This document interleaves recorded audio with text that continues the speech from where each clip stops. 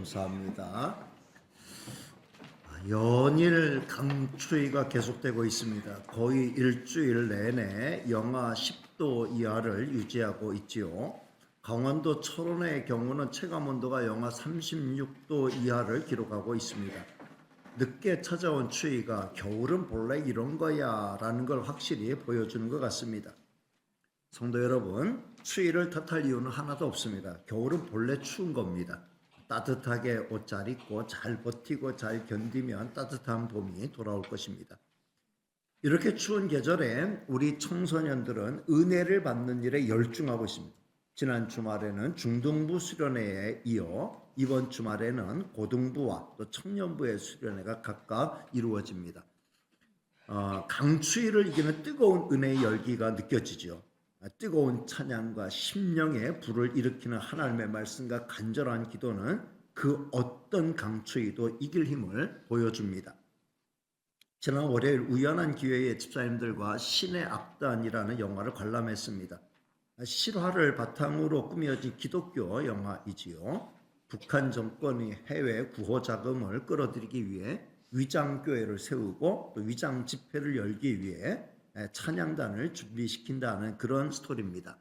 위장 찬양단을 위해 선발된 악단은 승리 악단인데 그 가운데는 실제로 기독교인들이 포함되어 있었습니다. 저들은 당을 위해 사명을 완수하기 위해 더욱 진심으로 가식이 아닌 정말 리얼하게 보여주는 그런 찬양을 드리라는 엄명을 받죠. 그 일을 위해 북한 정보부의 고위 장교들도 합류하게 되었고 계속되는 연습을 통해 말씀과 찬양을 접한 저들마저 결국은 믿음을 갖게 되었습니다. 북한 고위부는 승리 악단을 이번 위장 집회까지만 이용하고 저들 가운데 반동분자들이 많이 있으니 행사 후에는 전원 사살하라는 그런 명령을 내립니다. 이에 진실한 믿음을 갖게 된 장교들은 저들을 모두 탈북시키는 결단을 내리고 자기들은 처형을 감수하게 되는 그런 이야기입니다. 뜨거운 찬양과 살아있는 하나님의 말씀은 그것을 접한 자들을 근본적으로 변화시키는 능력이 있습니다. 지금 한창 진행되고 있는 청소년과 청년들을 위한 집회는 이런 역사를 일으키고 있습니다. 우리는 이 일을 위해 기도하고 한 명이라도 더 많은 청소년과 청년이 이 집회에 참여할 수 있도록 적극적으로 격려하고 도와야 할 것입니다. 성도 여러분, 날씨는 우리를 얼어붙게 만들고 있지만 성령은 우리를 은혜의 계절로 이끌고 있습니다. 지금은 은혜의 때인 줄로 믿습니다. 3일 기도회는 성도들이 이런 은혜의 열기를 경험할 수 있는 기회를 제공합니다. 지난 3일 기도회만 해도 바깥 날씨는 영하의 날씨, 아주 추운 날씨를 강추위를 기록했지만 은혜의 열기는 훨씬 더 달아올랐습니다. 성도 여러분, 지금은 은혜의 때입니다. 추위를 탓하지 말고 은혜의 자리에 더 많이 더 열심히 참여하시는 성도 되시기를 주님의 이름으로 축복합니다. 새해 들어 히브리서를 살피는 가운데 있는데 히브리서 1, 2장을 통해 살펴본 내용을 간략히 요약하면 이런 거죠. 우주 만물의 창조자이시며 우리의 구원자가 되시는 예수님은 또한 우리의 자비하고 신실한 대제사장이 되어주셔서 우리를 끔찍하게 여기시고 세세히 살피는 가운데 계시다. 우리는 정말 이 땅에서 부족함이 없는 삶을 살다가 영원한 천국에 이르게 될 것이다. 그러니 이 땅에서 사망의 권세, 음부의 권세를 두려워하지 말고 남은 생을 하나님의 뜻 이루어 드리기 위해서 열심히 헌신하며 살다가 주의 품에 안기는 성도가 되라. 이런 말씀을 주었습니다. 자, 이 놀라운 진리를 날마다 마음에 간직하며 살면 큰 힘이 되겠죠. 이 진리를 날마다 마음속에 잊지 않고 마음에 간직하며 힘있는 삶을 살기에 필요한 게 있다고 하면은 예수님을 깊이 생각하는 겁니다. 오늘 본문 1절이 바로 그걸 말씀하죠. 3장 1절 말씀 같이 읽겠습니다. 시작. 그러므로 함께 하늘의 부르심을 받은 거룩한 형제들아, 우리가 믿는 도리의 사도이시며 대제사장이신 예수를 깊이 생각하라. 이 말씀은 제가 송구 영신 예배 때 이미 설명드린 말씀이며 성도의 정체성을 밝히는 아주 중요한 말씀이 나오죠. 성도는 함께 하늘의 부르심을 받은 거룩한 형제들이다. 성도를 풀어 설명할 때 이 말씀이 아주 정확한 설명이 됩니다. 우리는 함께 하늘의 은혜를 입은 거룩한 형제들의 공동체예요. 우리의 중심에는 예수 그리스도가 있죠. 그러니 항상 예수님을 깊이 생각하면서 주님의 뜻에 따라 움직이는 저와 여러분이 되셔야 할 줄로 믿습니다. 오늘 말씀은 하나님의 신실한 종이었던 구약의 모세와 예수님을 비교하면서 모세가 신실한 종이었다고 하면 예수님은 더 신실하고 훌륭한 종이었다라고 하는 걸 말씀하면서 예수님의 그 신실함을 우리도 본받아서 끝까지 주께서 예비하신 그리스도와 함께하는 저 영원한 천상의 잔치, 천상의 예배에 참여하는 자가 되어야 한다. 이런 말씀을 하고 있습니다. 이런 취지의 말씀을 몇 가지로 나누어 살펴보겠습니다. 첫째, 예수님은 모세처럼 신실하셨습니다 라는 걸 말씀하고 있어요. 자, 2절 말씀을 같이 읽겠습니다. 시작. 그는 자기를 세우신 이에게 신실하시기를 모세가 하나님의 온 집에서 한 것과 같이 하셨으니. 모세는 이스라엘 민족의 영웅이죠. 그러면서 하나님의 신실한 종이었습니다. 80세의 부름을 받은 모세는 120세가 될 때까지 이스라엘을 기어코 이집트에서 가나안 땅까지 인도하는 그 중차대한 역할을 감당했습니다.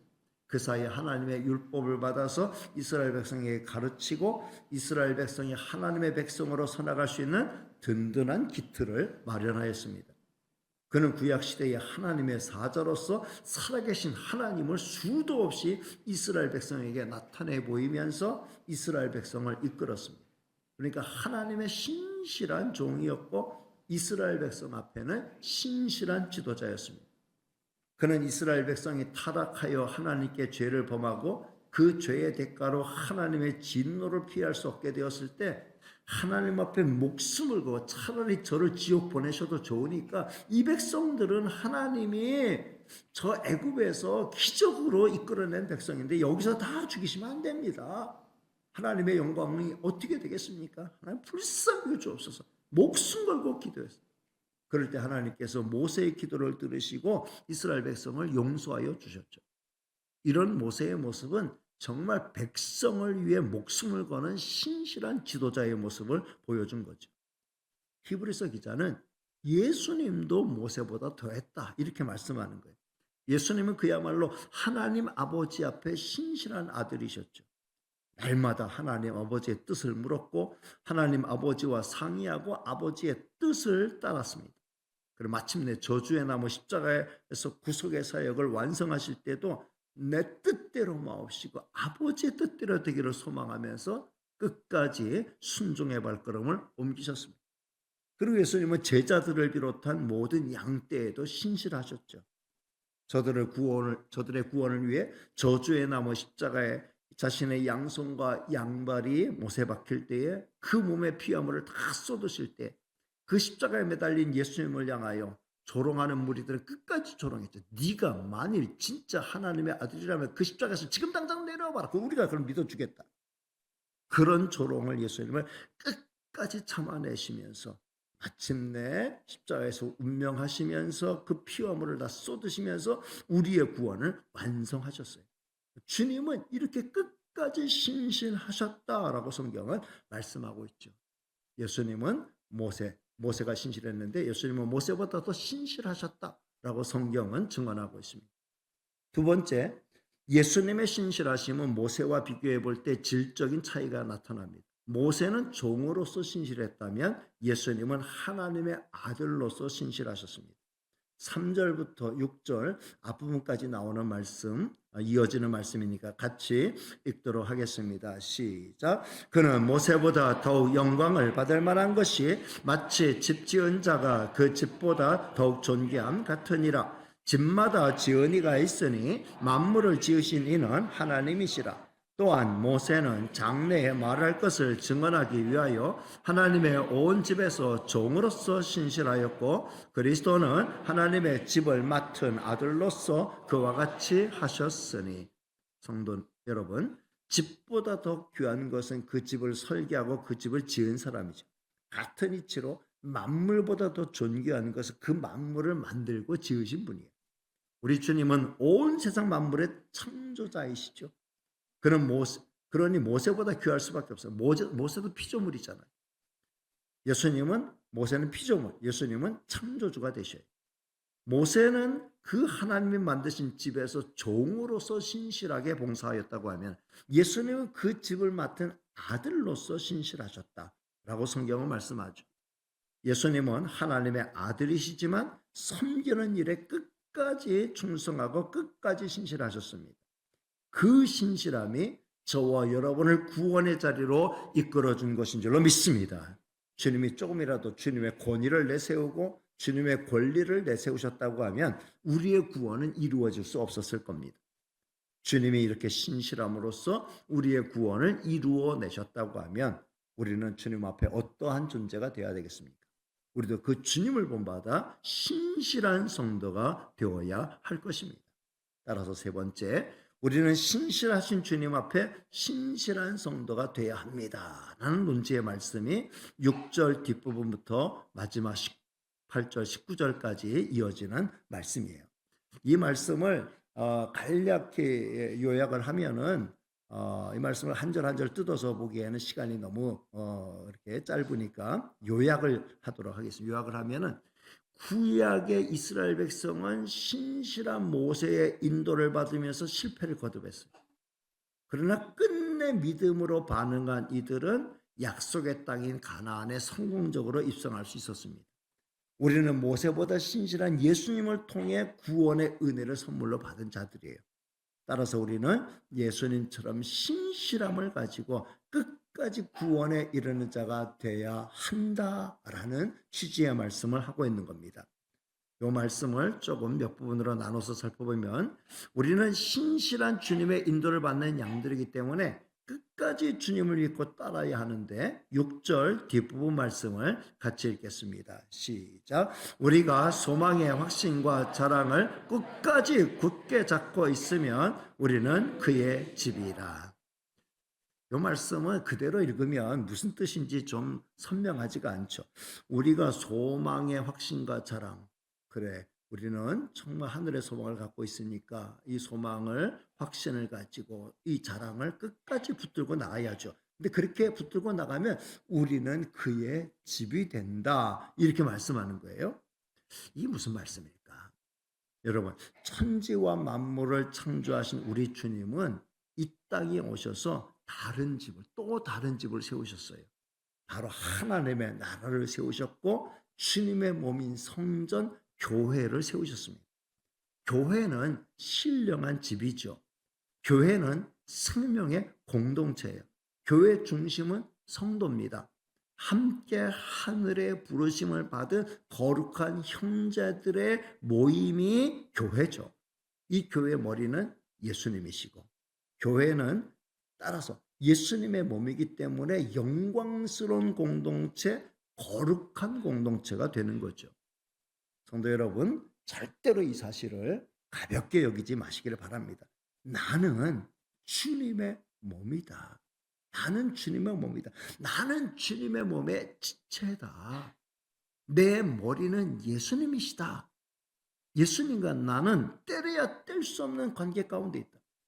몸과 머리가 분리가 되면 그건 생명이 유지가 될 수 없잖아요. 교회라는 생명체의 머리는 예수님이고 나는 그 예수님의 머리에 붙어있는 몸이고 그 몸의 지체다. 내 몸에는 예수님의 피가 흐른다. 내 몸에는 예수님의 피가 흐른다. 내 속에는 예수의 영 성령이 함께 거하고 계신다. 성령이 우리 사이에 교통하고 계신다. 성령이 나와 함께하여 주신다. 나는 주님을 모시고 성령이 거하시는 성령의 기운으로 살아가는 하나님의 사람이고 예수님의 몸으로서 살고 있는 것이다. 이 땅에서도 하나님의 그 자녀로서 예수 그리스도의 몸으로서의 삶을 가지고 살다가 주님이 계신 영원한 천국에서 예수님 말씀하셨죠. 나 있는 곳에 너희도 영원히 있게 하리라 라고 말씀하신 그 말씀대로 우리는 주님이 계신 곳에 영원히 있게 될 존재다. 나는 성령을 모시고 사는, 주님을 모시고 사는, 주님이 함께 하시는 내 몸은 성전이다 라고는 생각. 나는 성전이다 라는 생각, 나는 거룩한 몸이다 라는 생각, 나는 신령한 몸이다 라는 생각, 내 안에는 주님이 함께 하신다, 나는 주님의 몸에 참여한 자다, 주님과 나는 때려야 뗄 수 없다.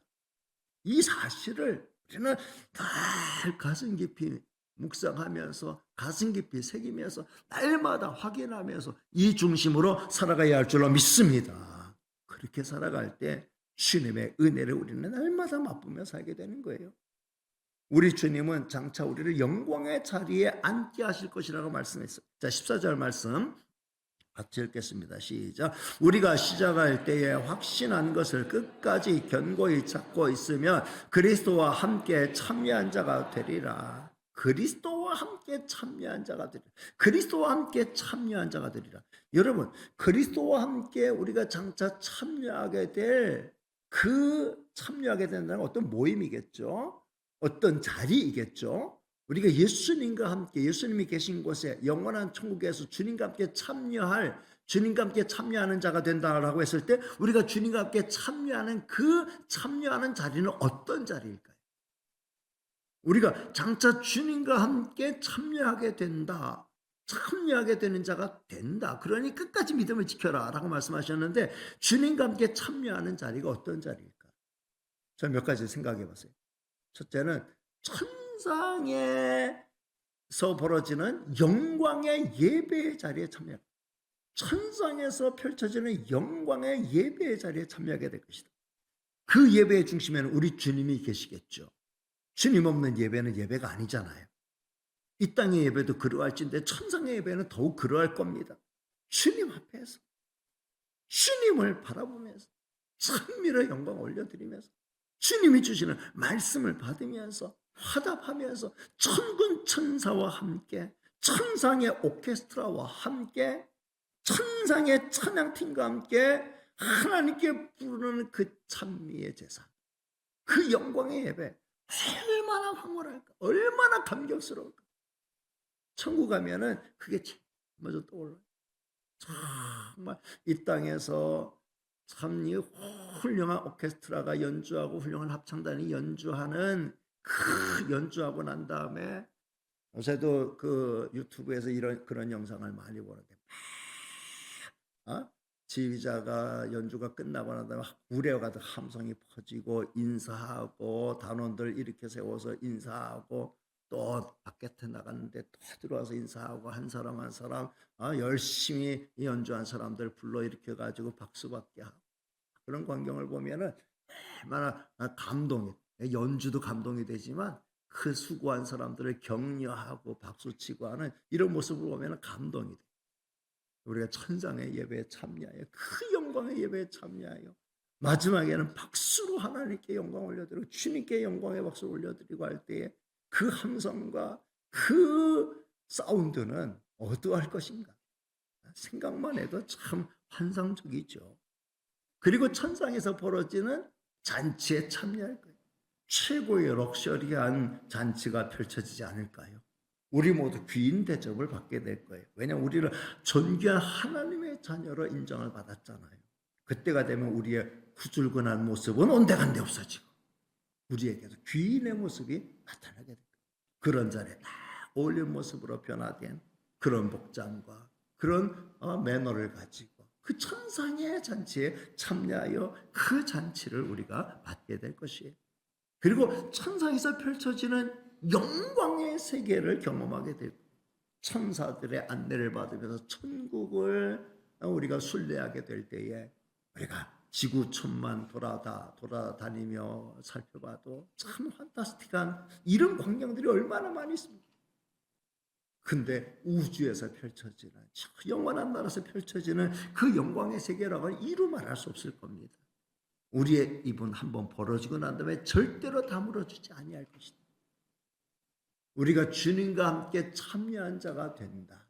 주님과 함께 참여한 자가 된다라고 할 때 이 참여한다라고 하는 의미가 이런 의미 이상일 것이다 라고 하는 것을 생각해 봅니다. 그러니 성도 여러분, 우리는 항상 서로 격려하고 권면하고 붙들어주는 일을 해야 된다는 거예요. 우리 중에 어떤 탈락자도 생기면 안 된다라는 거죠. 자, 13절 말씀을 같이 읽겠습니다. 시작. 오직 오늘이라 일컫는 동안에 매일 피차 권면하여 너희 중에 누구든지 죄의 유혹으로 완고하게 되지 않도록 하라. 오직 오늘이라 일컫는 동안에. 이 말은 바로 오늘을 말합니다. 우리는 매일 오늘을 살고 있죠. 내일 맞이하는 오늘을 우리는 대단히 소중히 생각하면서 피차 권면하면서 살아야 한다.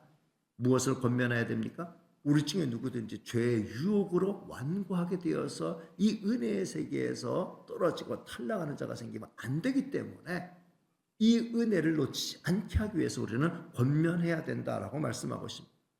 죄는 우리를 하나님 앞에 뻣뻣하고 완고한 존재로 만들어요. 죄에 빠져 생활하는 사람들은 회개할 줄 몰라요. 그 앞에 하나님 두지 않고 살기 때문에 회개하지 않고 강팍한 존재로 삽니다. 우리는 사람들이 성도가 그렇게 되지 않도록, 우리 자녀가 그렇게 되지 않도록 매일 피차 권면할 수 있어야 돼요. 권면하라 이렇게 말씀. 피차 권면하라 이렇게 말씀하고 있어요.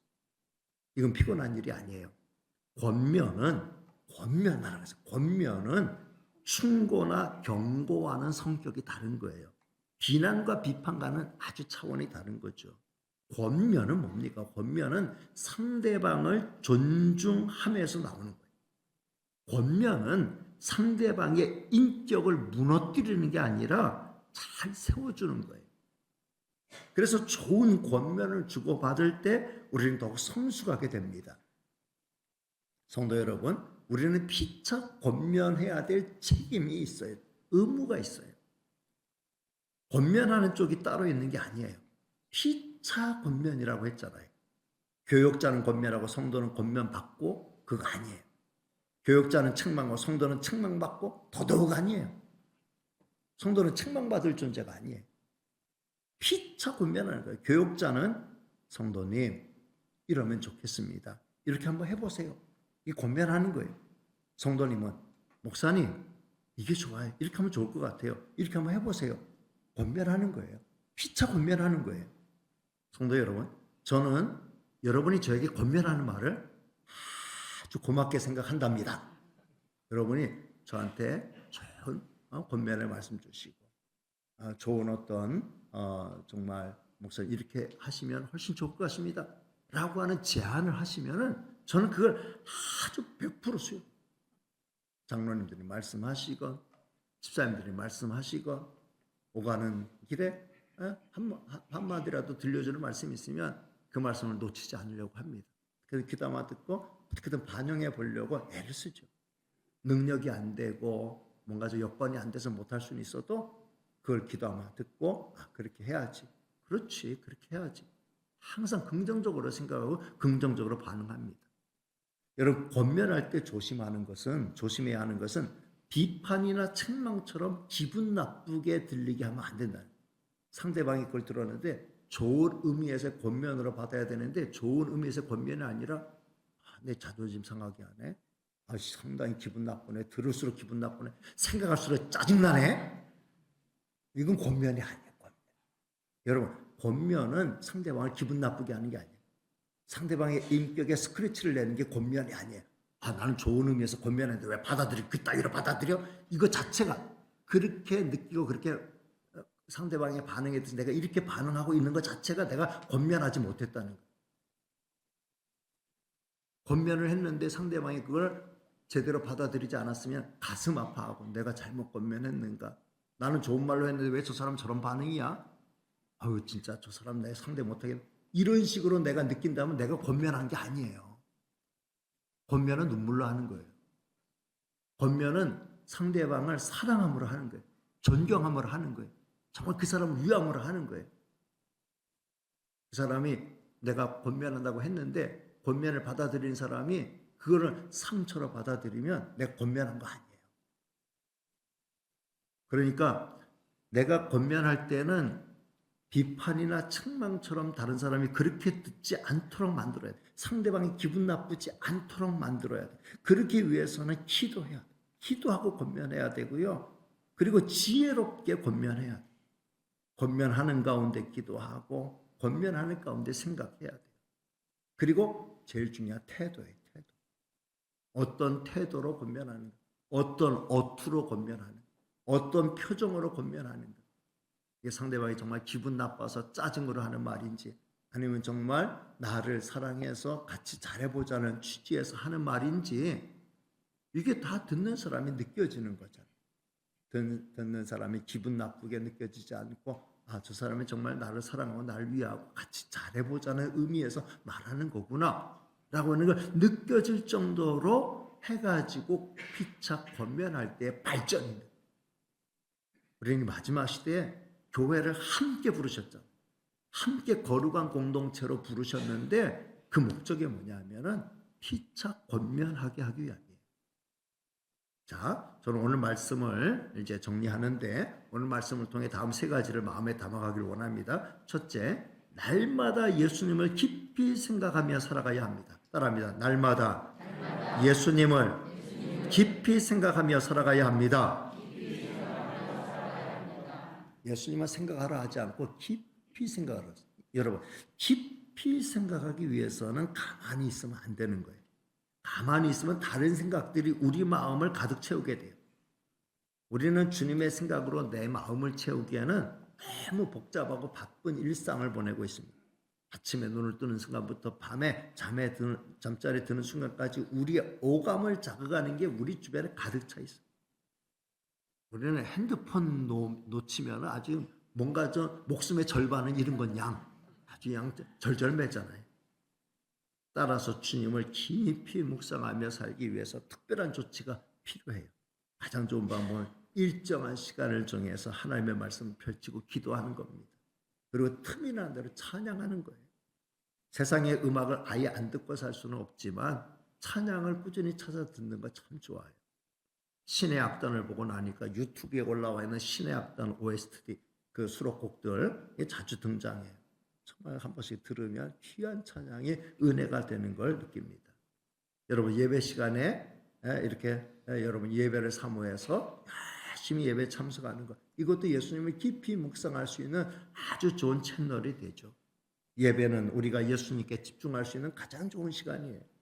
여러분 예배 드릴 때마다 예수님을 생각하면서 예배에 집중하는 성도가 되시기를 주님의 이름으로 축복합니다.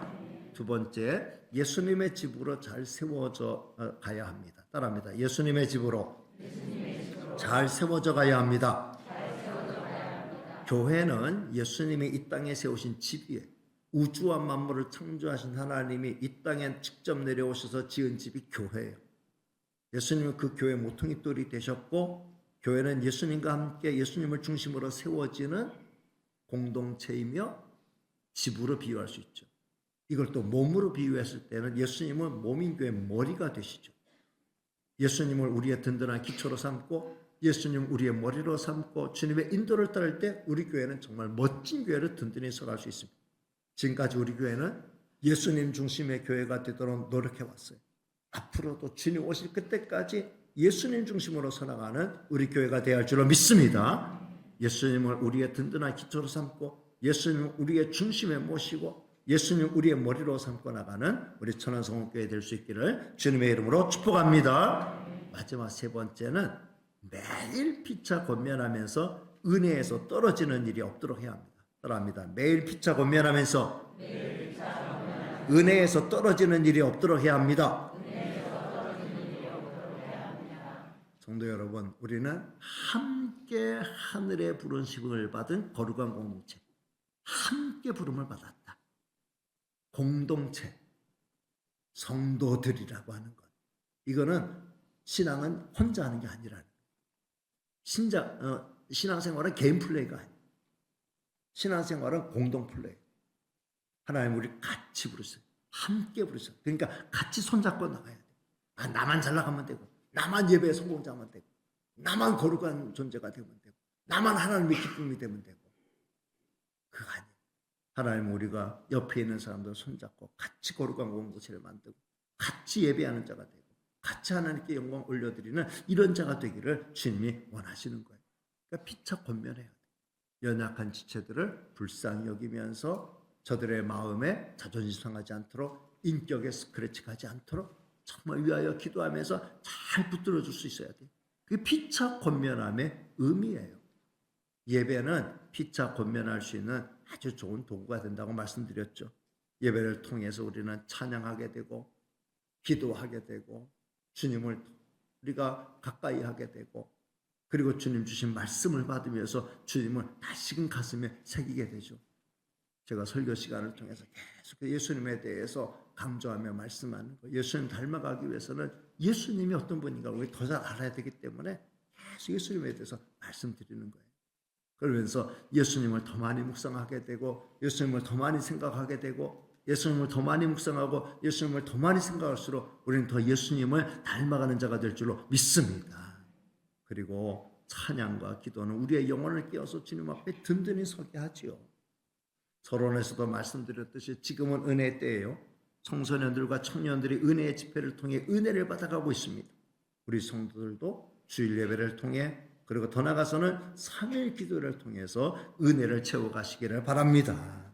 은혜에서 점점 더 멀어지고 떨어지는 성도가 아니라 은혜 안에 점점 더 든든히 서가는 성도가 되시기를 주님의 이름으로 축복합니다. 그리고 지난주에 서둘러서 신해학단을 관람했던 거는 조기종영이 될 수 있다 해가지고서 그 말이 진짜인 줄 알고 오늘 안 가면 안 된다 해가지고 월요일날 갔더니 내일도 연대요.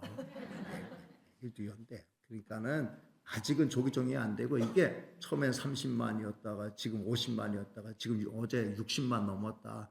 이게 정말 기독교 영화면서도 또 누가 봐도 공감할 수 있고 시간 가는 줄 모르게 정신없이 보다 보니까 끝났어요. 그런 어떤 정말 다시 한번 정말 하나님을 생각할 수 있고 은혜를 생각할 수 있는 또 좋은 영화가 또 개봉이 됐으니까 시간이 되신다면 한 번씩 가서 보시면 좋을 줄로 압니다. 기도하겠습니다. 은혜로우시고 사랑 많으신 하나님 감사합니다. 오늘도 저희들을 사랑해 주시고 하나님 앞에 불러주셨으니 감사합니다.